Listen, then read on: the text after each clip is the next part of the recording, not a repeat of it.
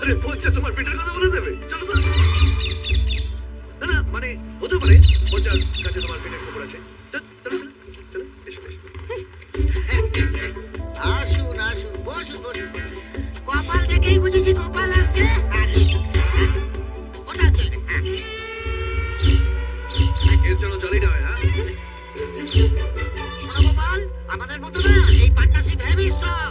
এই যে বাকি কাটবার করবে আমি 50 আসতেই গাড় করে ভবিষ্যৎ বলবে। আয় আয় আয়। আরে বাবা দেখি দেখি বাবা, সৌভাগ্য নিয়ে এসেছো গোপাল, একেবারে পুরো ডবল ব্যারেল। তোমার জীবনে তো সবকিছু দুটো দুটো আছে। দুটো গাড়ি আছে, দুটো বাড়ি আছে, দুটো অফিস আছে, দুটো বউ আছে। 100%। কি ফালতু কথা বলছেন? আমি কি ফালতু কথা বলছি? জালের কাছে তাই তো বলছি। বুঝতে পেরেছি, তাই জন্য তুমি আমাকে এখানে নিয়ে আসতে চাইছিলে না, যাতে আমি সব সত্যিটা জেনে যাই। কি লেখা আছে করে বলো তো? একটা বাচ্চা। বাচ্চা? এই তোকে শেষ করে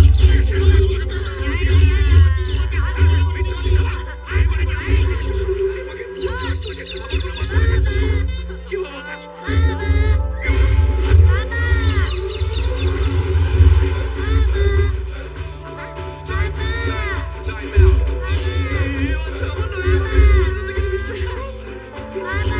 তাহলে ও তোমার বাবা বলে কেন ডাকছে?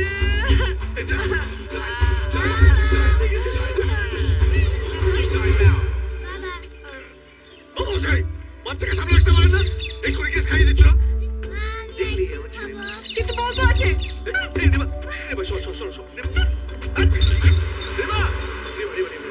তুমি আমার সাথে কোনো কথা বলবে না, তুমি একদম তো নাম করিস।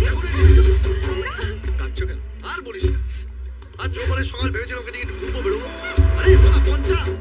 আমার কপালটাই খারাপ। সব ঠিক হয়ে গেছে। চলো দেখছি। তুই তোর ভাগ্য গণনা করা।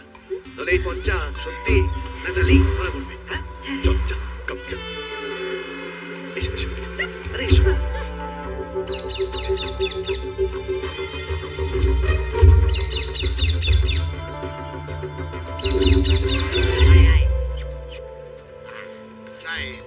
এবার দেখো এবার ও জালিয়াতি ধরা পড়বে। আমি কাকে দেখছি? এই তো সাক্ষাৎ নারায়ণ। প্রভু, আপনি কখন স্বর্গ থেকে মর্তে এসেছেন? ও মালক্ষী, তোমার 7 জন্মের পুণ্য যে এই যুগে এরকম নারায়ণের মতো মর্তে। হ্যাঁ, জয় নারায়ণ। টিয়া পাখির দিব্যি, আপনারা 7 জন্ম ধরে লক্ষ্মী নারায়ণের মতো বিরাজ করবেন আর সকলের ভালো করবেন। হলো? রিমা, আরে রিমা শোন। কি হলো? মালক্ষী, আরে আমার কাটটা ওর হয়ে গেল, ওর কাটটা আমার। এই কানের ভেতর কিছু হয় না, যা হয় নোটে নোটে।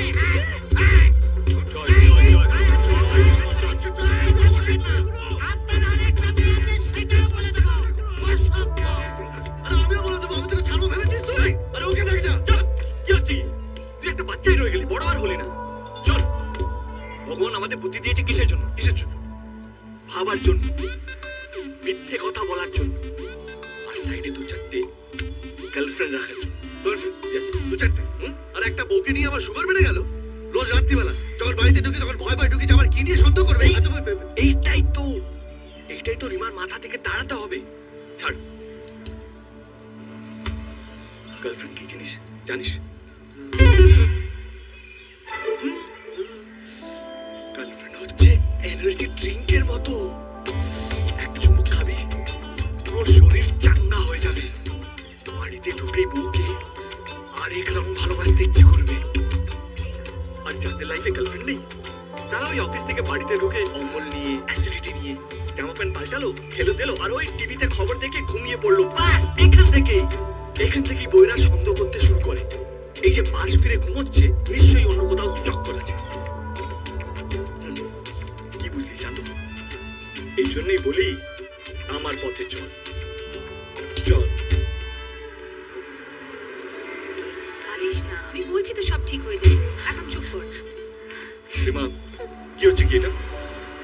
চোখে জল মোছো। সব ঠিক হয়ে যাবে। আজকে রাতে ওকে আমি কাউন্সিলিংয়ে নিয়ে যাবো। ফিরতে একটু দেরি হবে, কারণ ডাক্তার একটু দেরি করেই বসে। তুমি চিন্তা করো না। তোমার সাথে নিয়ে গেলে আর চিন্তা কিসের? কিন্তু একটা কথা বলবো, ওকে একটু তোমার মতো তৈরি করো। ওর স্বভাব চরিত্র মোটেই ঠিক না গুরু। একদম। 1 মাস পর তুমি চিনতেই পারবে না কোনটা আমি আর কোনটা ও। দেখি আসল ভদ্রলোক হয়ে যাবে। পারবে। ও তো পারমিশন দিয়ে দিয়েছে। এবার গাড়ি ছোটা।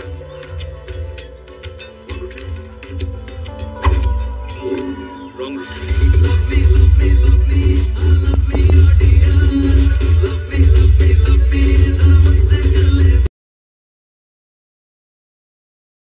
दोस्तों, आज की इस कहानी में मेरा नाम सोहन है। मेरा इस दुनिया में मेरी माँ के अलावा और कोई भी नहीं है। मेरी माँ ही मेरे लिए सब कुछ थी, लेकिन अब मैं शादी के लायक हो चुका था, इसलिए मेरी माँ मेरे लिए लड़कियाँ तलाश कर रही थीं। शादी तो मैं भी करना चाहता था और शादी के बाद अपनी पत्नी की हर ख्वाहिश पूरी करना चाहता था। मैं भले ही एक मामूली सा इंसान था, लेकिन मैंने सोच लिया था कि जिस लड़की के साथ भी मेरी शादी होगी, मैं उसको कभी किसी चीज़ की कमी नहीं होने दूंगा। मगर मुझे ये नहीं पता था कि अपनी पत्नी की ख्वाहिश पूरी करने के चक्कर में मैं अपनी बर्बादी का ही इंतज़ाम कर रहा हूँ। मेरी पत्नी बहुत संस्कारी और पढ़ी लिखी थी। गांव के लोग भी उसकी बहुत तारीफ़ किया करते थे, क्योंकि वो घर घर जाकर बच्चों को ट्यूशन पढ़ाया करती थी। मुझे इस बात से कोई एतराज़ नहीं था कि वो ट्यूशन पढ़ाती है, क्योंकि मैं खुश था। हमारे गांव में बहुत सी ऐसी लड़कियां थीं जो पढ़ी लिखी नहीं थीं। मुझ जैसे मामूली से इंसान को एक पढ़ी लिखी लड़की मिल जाना बहुत ही खुशकिस्मती की बात थी। मेरी उम्र 32 साल हो चुकी थी और अभी तक मेरी शादी नहीं हुई थी। कुछ समय पहले मेरी सगाई एक लड़की के साथ हुई थी जो मेरे मोहल्ले की थी, जिसको मेरी माँ ने ही मेरे लिए पसंद किया था। वो लड़की बहुत अच्छी थी, हर वक्त खुश रहने वाली थी। हम दोनों को रिश्ता लगने के